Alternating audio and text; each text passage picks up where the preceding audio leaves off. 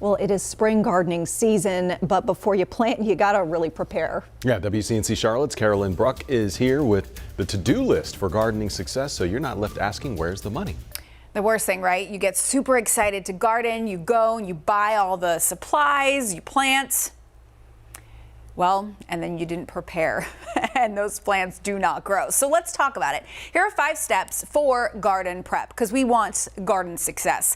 The first step, research. So learn your specific garden site.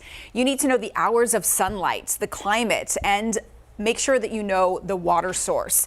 Hours of sunlight super important because maybe your garden plot is somewhere where the shade is on it. You need to pick plants accordingly. And that's where we go to step 2, plan. Select plants based on what you learned from your research. Don't plant until the chance of freeze is over, so you gotta listen to Brad Panovich for that. The third step, give your tools some TLC. I can bet if you look at your garden tools, there's probably that caked on dirt from last season. Well, wash that off. Wash all your gardening tools, remove all of that gunk that was left over.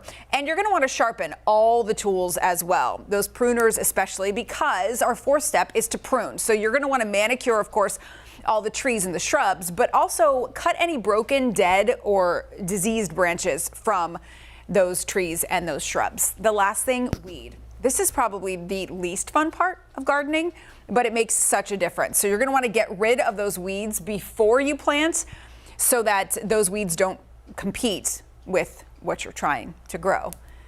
Those are 5 steps for garden prep, and I wish you happy gardening and good luck. It's so relaxing.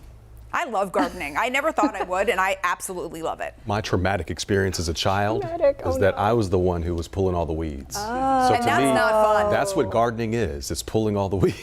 Well, now you have children, so you can Right. traumatize Pass them it with that on. chore. And I can do all the good parts. Exactly. On the legacy. Thank you, Carolyn. Yep.